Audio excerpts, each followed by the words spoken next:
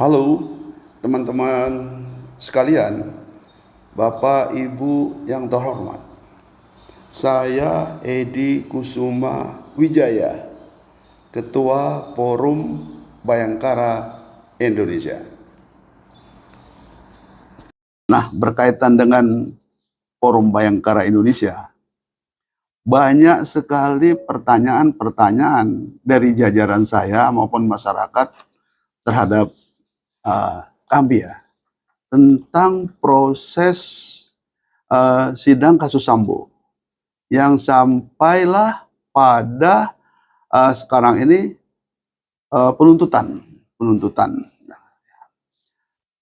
Di dalam beberapa hal yang perlu kami jelaskan ya, maka dalam hal ini saya menghubungi Pak Rubintan selaku ahli hukum pidana forensik. Ya. Ini ingin minta pendapat-pendapat supaya bisa memberikan suatu pencerahan atau pengetahuan hukum terhadap masyarakat, ya, baik itu masyarakat awam maupun para pejabat penegak hukum. Nah, di samping saya ini Pak Rubintan ini, Dr. Rubintan Sulaiman, SH, MH, MM, MA, Sela. Beliau adalah ahli hukum pidana forensik. Selamat Pak Rubintan ya. Ya, Pak Rubintan, beberapa hari yang lalu ini saya menyaksikan bahwa Bapak Rubintan menjadi saksi ahli. Bukan saksi ya, ahli kali. Oh, menjadi ahli ya. Di Pengadilan Negeri Jakarta Selatan. Ya. Yang berkaitan dengan kasus Sambo ya. Tapi khususnya untuk obstruction of justice ini. Yaitu dalam kasus menghalang-halangi penyidikan. Ini Pak Rubintan ya, kita seperti saya sampaikan tadi, kita perlu memberikan suatu keterangan atau suatu edukasi lah terhadap masyarakat, supaya masyarakat juga lebih tahu ya tentang perkembangan hukum ya. Kenapa? Banyak sekali sekarang ini orang ya, baik orang awam maupun penegak hukum yang sedang memperhatikan prosesnya sidang kasus Sambo ini ya. Jadi begini Pak Rubintan, ada pertanyaan nih, yang pertama nih yang saya ajukan. Jadi masyarakat awam, terutama aparat penegak hukum ya, banyak kurang mengetahui ini apa itu pidana forensik. Nah, ini perlu diterangkan oleh Pak Rubintan. Apa itu pidana forensik, Pak Rubintan? Ya. Terima kasih Pak Edi. Jadi pertanyaannya Pak Edi ini sebenarnya juga ditanyakan di sidang itu Pak oleh jaksa penuntut umum. Memang kalau saya lihat respons dari persidangan itu, memang ya saya pastikan tidak memahami, di sidang itu sendiri tidak memahami gitu loh ya. Hadirin yang hadir tidak memahami, intinya tuh semua di ruangan itu tidak memahami. Nah, saya mencoba untuk menguak ataupun menjelaskan apa itu perannya dari forensik legal audit ini gitu ya, ataupun pidana forensik ini tadi Pak ya, gitu. Jadi begini, saya ini beruntung Pak, ada satu sosok yang menurut saya tuh sangat berjasa dalam hidup saya, yaitu almarhum Profesor Mr. Enderrechten Ruslan Saleh. Beliau itu yang mengajarkan saya tentang hukum forensik ini.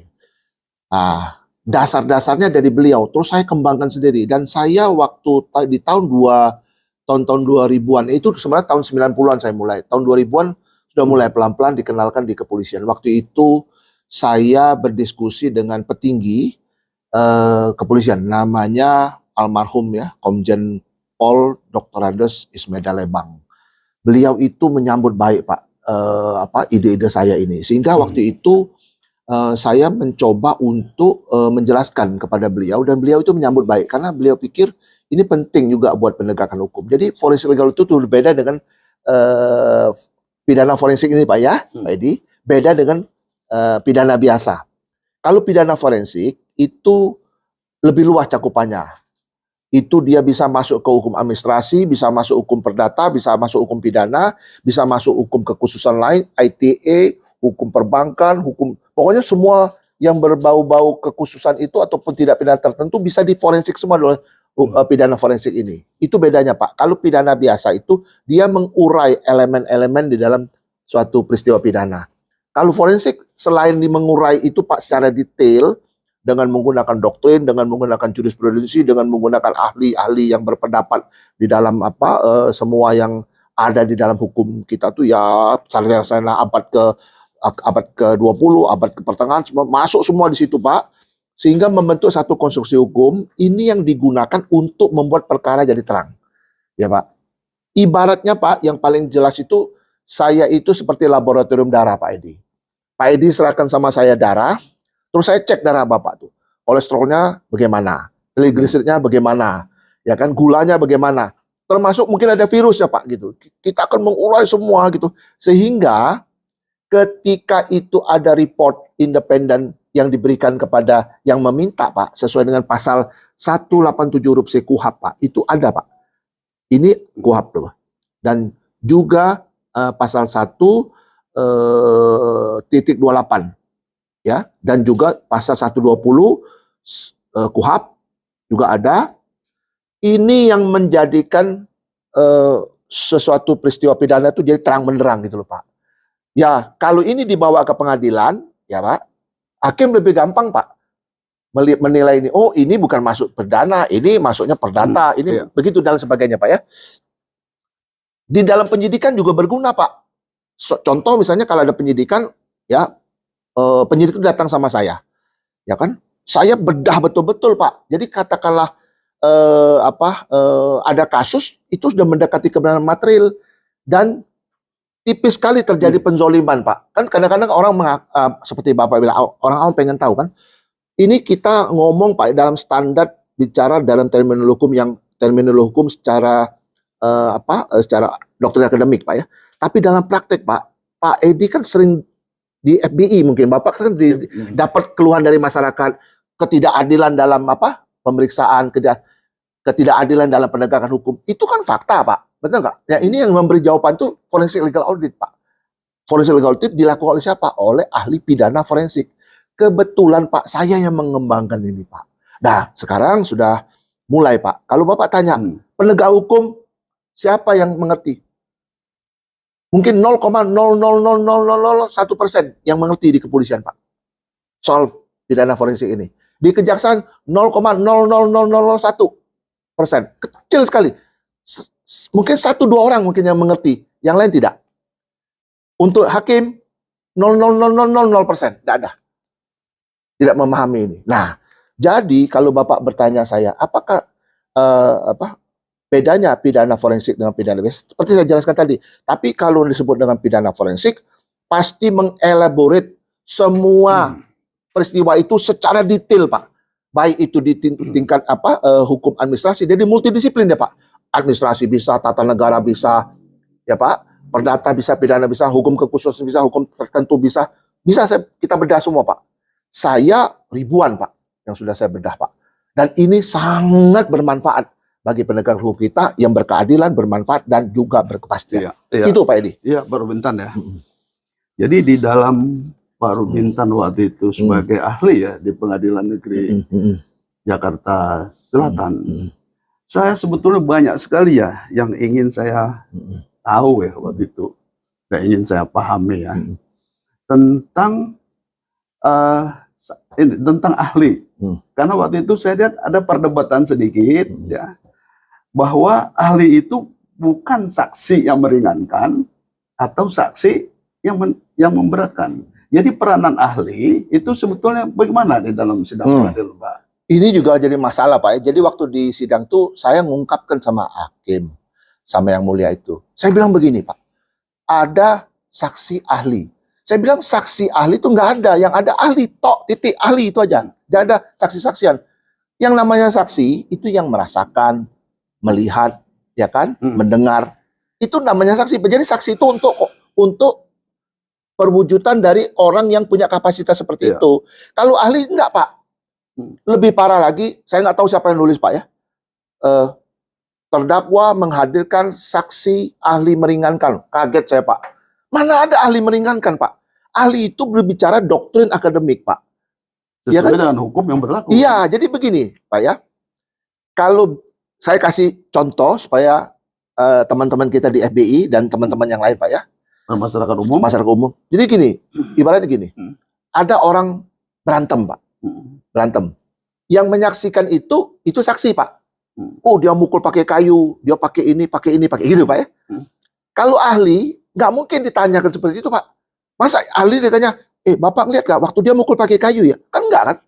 Yang ditanya sama ahli itu apa? Apa yang dinamakan dengan definisi dari pemukulan? Oh, pemukulan tuh begini. Teorinya begini. Kalau suasananya seperti ini, itu bukan pemukulan, itu namanya membelai, bukan dipukul. Itu ahli, Pak. Jadi kalau ahli itu dibilang meringankan, memberatkan itu, wah, menurut saya itu perlu dikoreksi, Pak. Nggak benar itu cara pemahamannya itu. Nah, jadi ketika sidang itu ada, saya menjelaskan. Saya bilang gitu, ini perlu ada koreksi. Nah, mengenai ini, Pak ya, ini saya tambahkan sendiri deh. Jadi waktu hakim bilang, waktu di ujung nih, Pak, hakim bilang sama saya, itu saya juga bingung tuh, ada kubu-kubuan saksi yang dari pengacara, saksi dari JPU. Ini kayak soalnya kubu-kubuan. Itu yang mulia nanya saya loh, Pak, yang buat statement itu. Terus saya bilang, dia tanya, yang mana yang benar? Saya bilang yang benar itu, usul-usulan dari mana saja, hakim yang manggil. Hakim yang manggil ahli-ahli itu. Ahli itu tidak perlu dari universitas. Mereka bisa mengabdi di mana-mana. Ahli itu bukan orang yang panjang gelarnya, Pak. Ahli itu adalah orang yang punya track record. Karim Nasution membuat satu statement dalam bukunya itu, Pak. Mengatakan orang ahli itu bukan karena banyak gelarnya, Pak. Orang ahli itu adalah orang yang mempunyai track record. Yang punya jejak rekam keahliannya dia gitu loh, Pak. Itu dipakai. Bapak tahu nggak, dokter jantung itu, Pak, nggak ada di rumah sakit, nggak hanya di rumah sakit loh, Pak. Ada juga dia di mana-mana dia praktek sebagai ahli jantung gitu loh, Pak. Nah, kita ini kadang-kadang meributkan hal-hal yang formalitas. Saya agak miris loh, Pak, ada satu ahli. Terus dipertanyakan, ini surat tugasnya mana apa segala. Yang kita butuhkan ini orangnya atau lembaganya. Kita ini butuh dokter atau dokter dari rumah sakit atau kita butuh pemborong buat rumah sakit. Kan begitu. Kadang-kadang gitu loh, Pak. Jadi saya itu kadang sedih loh saya lihat itu, Pak. Pak Edi diundang. Pak Edi ahli. Saya nggak peduli Bapak dari mana, Pak. Tuh kami tahu Bapak ini ahli gitu loh. Jadi kesimpulannya, Pak, saya ini kepingin membuat pencerahan supaya kalau orang manggil ahli itu nggak perlulah kau tanyain dia apa-apa, nggak perlu gitu loh. Orangnya ahli memang kita tanya gitu loh. Ada kaliannya apa? Kalian di bidang ini, bidang ini. Tanya di bidang itu. Sekiranya penjelasan saya itu bisa diterima oleh hakim. Hakim tadi, Pak, ngomong sama saya, ini usulan ya. Saya bilang bukan usulan, Pak. Yang benar tuh Bapak yang ngundang. Supaya tidak ada kubu-kubuan, benar nggak, Pak? Orang boleh ngusul-ngusul, boleh gitu loh. Demikian, Pak. Ya, Pak Edi kurang lebih ya. Iya. Jadi beda ya. Saksi decat maupun saksi decat dengan keterangan ahli, Pak Bintan ya. Beda. Ya. Kalau saksi ada charge itu saksi fakta yang meringankan. Kalau saksi the charge, saksi yang memberatkan. Tapi dia fakta. Contoh yang saya bilang tadi. Yang memberatkan. Bener, Pak, dia pakai pukul tuh pakai besi, Pak. Kepalanya dipukul. Ini kita kasih contoh ya biar gampang ya. Yang meringankan. Enggak, Pak. Dia nggak ada di situ kok. Nah, itu yang meringankan kan? Itu namanya ada charge. Kalau namanya ahli, bukan saksi. Ahli itu ya ahli gitu loh. Jadi kalau orang bilang ahli yang meringankan, ahli memberatkan tuh. Jujur ngomong saya bingung, Pak. Saya bingung deh. Saya nggak bisa jawab itu. Ya kan? Gitu. Masa, Pak, ada satu kesalahan, ya kan? Keledai aja yang kata Pak Edi bilang nggak masuk lubang kedua kali. Masa kita yang salah kita turutin, Pak? Betul nggak, Pak Edi? Nah, kira-kira begitu. Ya, kemudian Pak Bintan ya. Orang yang dapat perintah seperti di dalam kasus Sambo ini ya. apakah orang-orang yang dapat perintah itu bisa dihukum? Gini Pak. Jadi ada terminologi itu yang disebut dengan obsdah hukum, yang disebut obsdah perintah dalam hukum ya Pak ya. Obsdah itu pasti terbit dari orang yang punya kewenangan. Bekwam befuk, bekwam itu dia itu cakap, befuk itu punya kewenangan. Orang yang dapat bestiking Pak, dapat putusan Pak, surat keputusan dari pemerintah. Contoh nih, Pak Edi jadi Kapolwil Tabes Surabaya waktu itu ya. Kan Bapak kan ada bestiking, ada putusan kan dari Kapolri kan, mengangkat Bapak jadi itu. Sejak itu melekatlah Bapak punya hak dan kewajiban, kewenangan Bapak melekat sebagai Kapolres Tabes. Betul nggak Pak, Kapolwil Tabes itu Pak? Nah, itu yang disebut dengan Pak Publikan Amtenar ataupun Openbare Amtenar. Orang pejabat yang memiliki kewenangan. Ketika dia memerintahkan sesuatu, itu mesti dilaksanakan. Karena jabatan dia itu dari undang-undang Pak. Cuma levelnya itu ketika dia itu melakukan perintah, itu bisa diuji di kode etik. Apakah perintah itu salah, yang melaksanakan salah, itu kode etik. Karena semua jabatan, amte itu, pasti ada kode etik, Pak. Bukan polisi saja, Pak. Jaksa ada etik, ya kan dokter ada etik, ya kan hakim juga ada etik. Jadi, Pak, kalau kita bicara soal perintah, apakah orang itu, perintah itu harus dilaksanakan, Pak.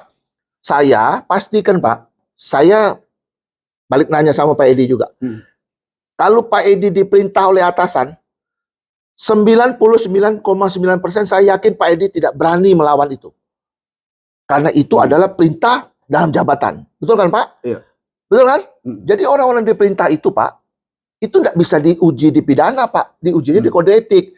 Namun nanti kode etik yang memeriksa. Kalau seandainya ada unsur-unsur elemen pidana direferensikan ke Bareskrim atau di reserse kan gitu untuk mereka itu proses hukum. Ya, tapi perintah itu Pak, itu perintah yang sah, perintah yang harus dilaksanakan sehingga untuk memeriksa itu di kode etik. Apalagi Pak, saya dengar nih Pak, katanya awalnya prank. Dia nggak tahu gitu loh Pak. Dia nggak tahu menau gitu loh. Dia prank, nanti dia laksana. Nah, orang-orang yang di prank ini Pak, menurut saya tidak perlu sampai ke pidananya itu, cukup di kode etik. Ya bisa dimutasi, bisa didemosi, bisa diberhentikan dengan tidak hormat, bisa diberhentikan dengan hormat. Kan itu Pak, seperti itu. Itu ya menurut pandangan hukum saya. Dan itu memang faktanya seperti itu Pak. Saya ini 30 tahun di sana Pak, saya tahu persis kok teman-teman senior saya, junior-junior saya di sana itu, saya tahu semua itu isi-isinya bagaimana. Sampai Pak ya, ini membuat aturan Pak. Kan saya sering tuh diminta secara informal sama teman-teman di Ditkum apa. Nelpon Pak datang diskusi, Bang izin Bang kalau begini gimana aturannya Bang gini-gini. Itu terjadi Pak. Menurut saya itu hal yang sudah jelas kok bahwa kita ada kode etik. Jadi ketika itu ada perintah yang salah dan dilaksanakan itu yang bertanggung jawab tuh Pak yang memberi perintah karena dia adalah pemegang otoritas itu. Gitu loh Pak Edi. Iya. Kemudian Pak Robintan ya, di dalam proses sidang kasus Sambo lah kita anggap kasus Sambo dalam arti keseluruhan ya. Ini sudah dilakukan penuntutan. Ini Sambo sendiri dituntut hukuman seumur hidup. Kemudian Baradae dituntut 12 tahun. Istrinya Sambo, Chandrawati ini Putri Chandrawati dituntut 8 tahun. Ma'ruf dituntut 8 tahun. Ya, Kuat Ma'ruf. Kemudian Ricky 8 tahun. Ricky juga sudah 8, jadi dituntut 8 tahun. Apakah tuntutan yang dilakukan oleh jaksa itu bisa dikatakan sudah benar? Karena kan mereka dituduh melanggar pasal 338, 340, kemudian ada yang Yunto ya, Yunto, perbantuan lah sebagainya. 55 dan 56 ya. Tapi kalau saya amati dalam tuntutan jaksa tersebut itu pasal-pasal yang dituduhkan itu terbukti. Tapi kok masyarakat umum ini terkesan banyak yang berteriak atau istilahnya menanggapilah dalam kasus wah ini nggak adil ini ya, nggak benar nih tuntutan ini. Nah, mungkin Pak Robintan bisa memberikan suatu pencerahan berkaitan dengan pasal yang dituduhkan itu 338, 340 Ya. itu terbukti menurut jaksa Ya. penuntut umum. Ya, begini Pak Edi, jaksa itu punya parameter Pak dalam menuntut Pak. Mereka tuh tidak sembarangan. Saya juga tahu Pak bagaimana tupoksinya kejaksaan itu.